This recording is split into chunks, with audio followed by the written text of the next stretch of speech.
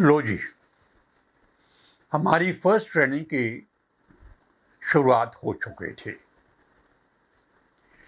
हमारा 21 gentleman cadets का एक स्क्वाड बना था।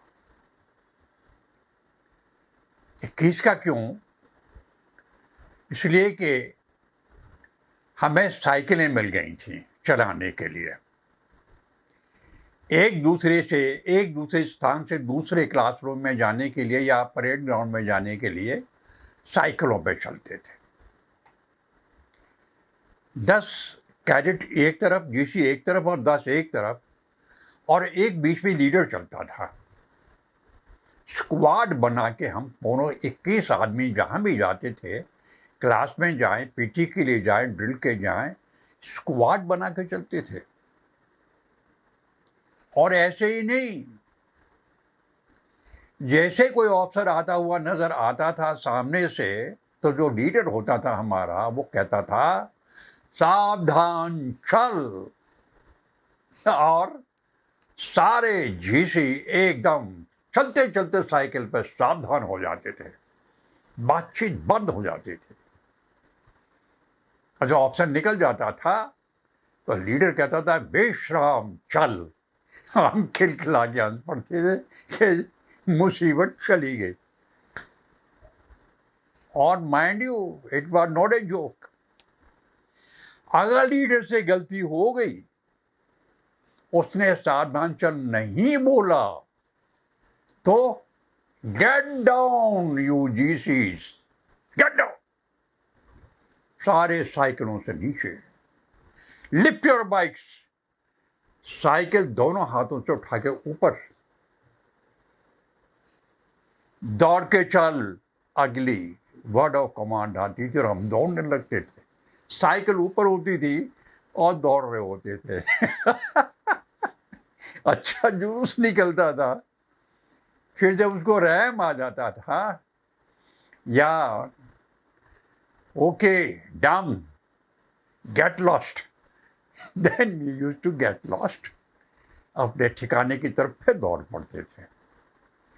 जवाब नहीं, मुंह नहीं खोलना, दौड़ते रहना।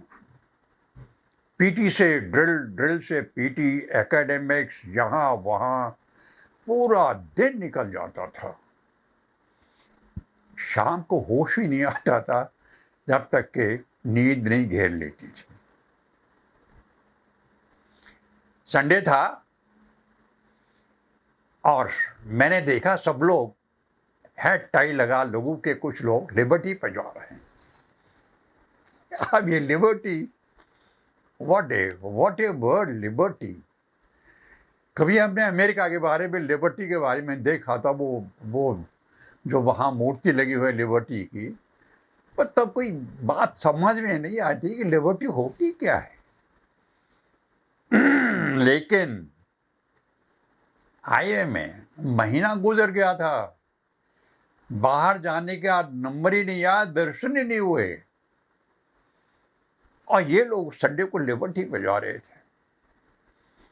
टाई वाई लगा के, अपना हैट लगा के, साइकिलें फर्स्ट क्लास लेके खुश थे, घूम के आएंगे, अपना खाना पीना, 2-4 रेस्टोरेंट थे वहाँ, क्वालिटी वगैरह, वहाँ बड़ी मौज करते थे ये।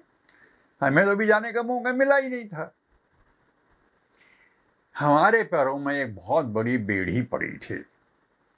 फर्स्ट टर्मर थे। जब तक ड्रिल स्क्वायर हम नहीं पास कर लेते, तब तक लिबर्टी हमें अलाउड नहीं थी। सोचिए, ड्रिल स्क्वायर पास करना है before we go on liberty, और लिबर्टी इज लिबर्टी। जैसे आप कभी तोते को पिंजरे में बंद कर दें तो बेचारा चींची करता रहता है, खाता पीता भी रहता है, लेकिन उड़ान के लिए तो फिर उसको आसमान चाहिए। हमें वो आसमान नहीं मिल रहा था, हम पिंजरे में बंद थे। अंत में क्या हुआ, जो हमारे इंस्ट्रक्टर थे, जैसे हमें ड्रिल कराते थे, हमको साहब कहते थे। वो होते थे हवलदार की रैंक के, लेकिन पूरी इंडियन आर्मी के सेलेक्टेड लोग होते थे, बहुत स्मार्ट लोग, in their profession highly qualified, उनको अब साहब कहते थे। और नाम जैसे उनका हरि सिंह साहब हुआ या हुकम सिंह साहब हुआ, साहब जरूर लगाते थे और उनकी कभी हुक्म मंजूरी नहीं करते थे। वो पनिशमेंट भी देते थे तो हम बिल्कुल विद अ स्माइल उस पनिशमेंट को लेते थे, ना हुक्म मंजूरी करते थे, ना उनका विरोध करते थे, ना कोई वेंजेंस उनसे रखते थे, because it was a part of training. ऐसे पीटी का था। पीटी साहब थे वहाँ बड़े क्वालिफाइड इंस्ट्रक्टर थे फिजिकल ट्रेनिंग के, और बहुत बढ़िया ट्रेनिंग देते थे, और वो भी हमको पीटी साहब कहते थे। उनका हुक्म भी नहीं मोड़ सकते थे हम।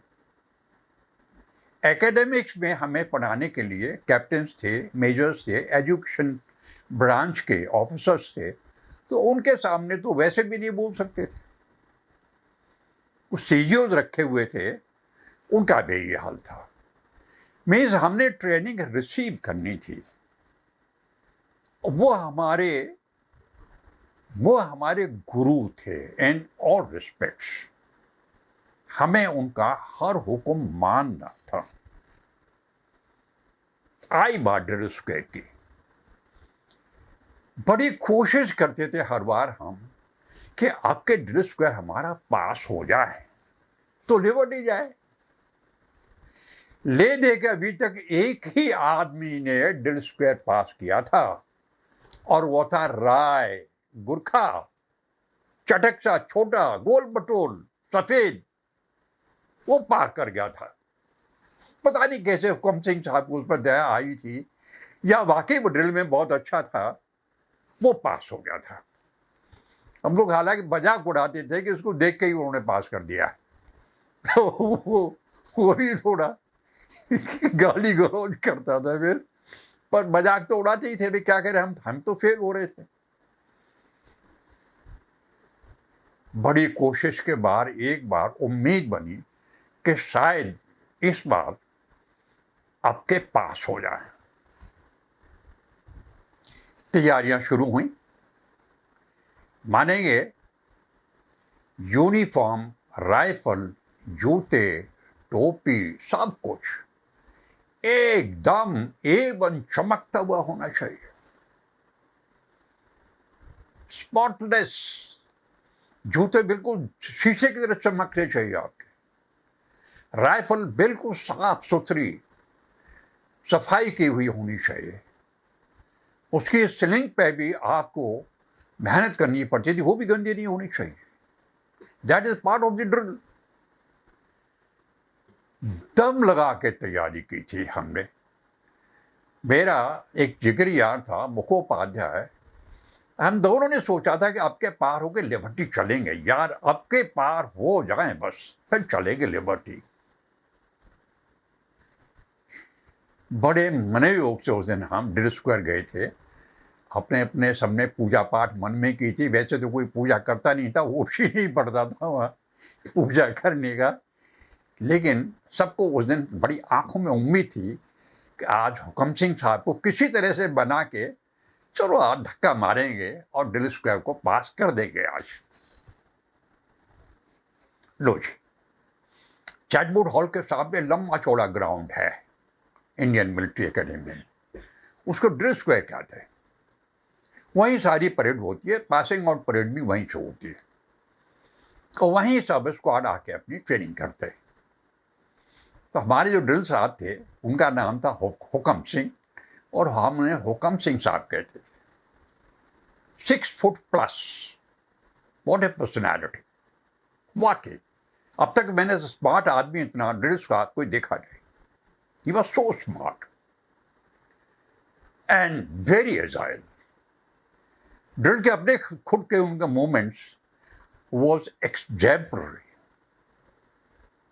He was really a man to be seen.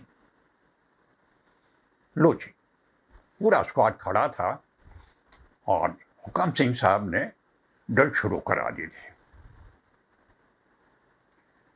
मानिए 1 घंटे की ड्रिल में हमारे सबके पसीने निकल जाते थे, इतनी जबरदस्त आवाज होती। जो राइफल होती है, इसके जो मूवमेंट्स कराने होते हैं, इसका एक ही एम होता है। Rifle is suppose to be personal weapon, ये अपना एक जातीय हथियार माना जाता है, और इसको जब तक हम इतना नहीं हाथ से तोड़ के, मोड़ के, चला के, उछाल के, देख के, फायरिंग करके इसको बिल्कुल अपना हिस्सा बनाना पड़ता है, ए पार्ट ऑफ पर्सनैलिटी। और ये ड्रिल उसके लिए बहुत ही जरूरी होती है। सारे एक्शन, सारे मूवमेंट, सारे सब कुछ विद राइफल आपको एकदम आंख बंद कर याद हो जाते हैं। वो it becomes a habit to handle the rifle, और ये बहुत जरूरी होता है। बीच में थोड़ा होश आया, हुकम सिंह साहब ने कहा विश्राम। हम पूरा स्क्वाड सांस लेके विश्राम हालत में खड़ा हुआ, तो तभी हुकम सिंह साहब को पता नहीं क्या हुआ, बोला सावधान। सब सावधान खड़े हो गए। हुकम सिंह साहब ने मार्च किया, ठाक ठाक ठाक ठाक, मेरे सामने आके खड़े हो गए। मेरी सांस बंद। मैंने सोचा टारगेट तो यही है, कुछ हुआ है, कुछ हो गया है। हुकम सिंह साहब आके खड़े हो गए, मेरी तरफ देखा, आंखों में आंख डाल के कहता, GC Verma, you are naked on parade. GC Verma, you are naked on parade. उनकी आवाज भी बड़ी जबरदस्त थी, मैं थर्रा गया। मैंने कहा ये क्या हो गया। आंख नहीं हिला सकते, सावधान में था, लेकिन महसूस तो कर रहा था कि कपड़े तो मैंने पहने हुए, कपड़े तो पहने हुए हैं, फिर ये नेकेड ऑन परेड कैसे हो गया। बोल नहीं सकते, जवाब नहीं दे सकते, चुप, होठ बंद। पॉइंटर निकाला बगल में से हुकम सिंह साहब ने, लगा के बोला बटन इज मिसिंग। बीच का राइफल जब ऊपर नीचे करने से पता नहीं कैसे वो बीच का एक बटन टूट गया था। लो जी, फिर छोटी नोटबुक निकाली पॉकेट से, इतनी बड़ी छोटी वो एक नोटबुक रखते थे।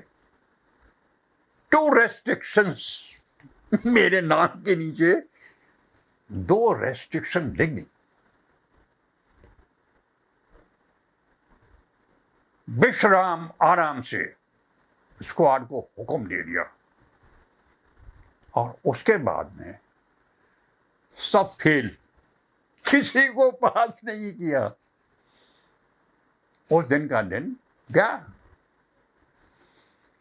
अब कोई अपने को गाली दे रहा है, कोई मुझे गाली दे रहा है, कोई हुकम सिंह साहब को कह रहा है, लेकिन वो नेकेड ऑन परेड, ये naked on parade was still ringing in my mind कि ये बटन टूट गया तो गजब हो गया, पनिशमेंट मिल गया, नेकेड ऑन परेड हो गया।